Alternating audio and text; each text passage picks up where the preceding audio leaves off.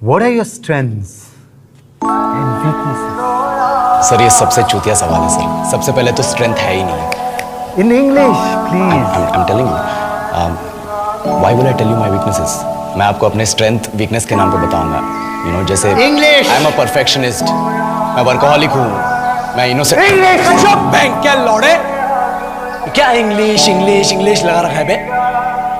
4 साल का था मैं जब मेरे पापा जबलपुर में किसी हलवाई के यहाँ काम करते थे। खुद तो कभी स्कूल गए नहीं, इसलिए अपनी गांड घिस घिस के मुझको स्कूल में भर्ती करवाया। अब कहने के लिए तो इंग्लिश मीडियम स्कूल था, लेकिन साले हमारे टीचर लोग खुद हिंदी में बात करते थे। हमारे स्कूल के लड़के एक दूसरे से यो व्हाट्स अप डो ऐसे बात नहीं करते हैं। अब होगा तेरा लंडा आजकल है ऐसे गले मिलते हैं। किसी तरह रट्टा मार मार के 10th तक पहुंचे तो पता चला कि जिंदगी में सफल होने के लिए एक ही तरीका है और वो है इंजीनियरिंग। सब यही कहते हैं। माँ बाप, टीचर लोग, गली का वॉचमैन भी हमसे पूछता था, और भैया कैसी चल रही है आपकी तैयारी? भाग बेंचो, तुमको क्या करना है? इसलिए हमारे स्कूल के बच्चे हम सब पहुंच गए बकरों की तरह। मैं IIT, मैं NIT। अरे जिस बच्चे ने अपने बाप को जलेबी तलते देखा है वो तो यही सोचेगा ना कि जिंदगी में पैसा ही सब कुछ है।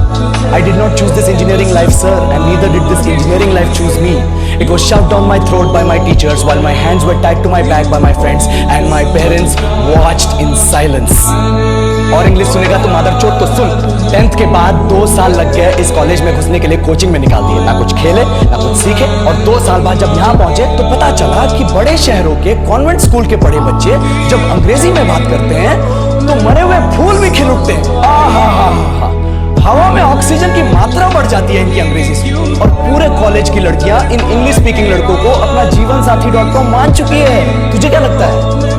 मुझे कभी लगा नहीं कि मैं अपनी अंग्रेजी पे काम करूं, अपनी पर्सनालिटी पे काम करूं। बहुत लगा। ये चूतिया इंडस वैली सिविलाइजेशन का जो एजुकेशन सिस्टम बिठा के रखे हो, जिसमें हर साल में 10 सब्जेक्ट, हर सब्जेक्ट में theory, practical, viva, lab work, external, internal, majors, minors, assignment, project, thesis, गांड मार के रख लिया हमारी। महीनों तक नहाना भूल जाते हम लोग, और फिर हमारा परसेप्शन बना देते हो कि हम ऐसे ही रहना चाहते हैं। अब इस साल में एक बार कल्चरल फेस्टिवल आता है, एक बार, उसके लिए भी प्रोफेसर से भीख मांगनी पड़ती है। अरे बिना इंग्लिश बोले, बिना लड़कियों से बात किए कौन गांडू रहना चाहता है वैसे?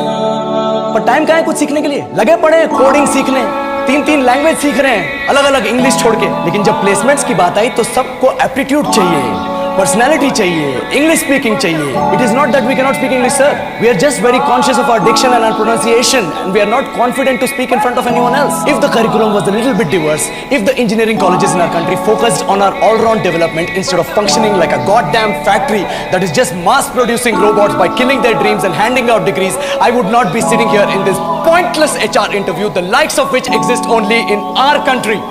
ये लो सर, बोल दिया मैंने 4 और लाइन अंग्रेजी में। अब बताइए,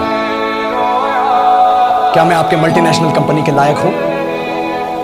Do I have the potential to be a slave of your esteemed organization?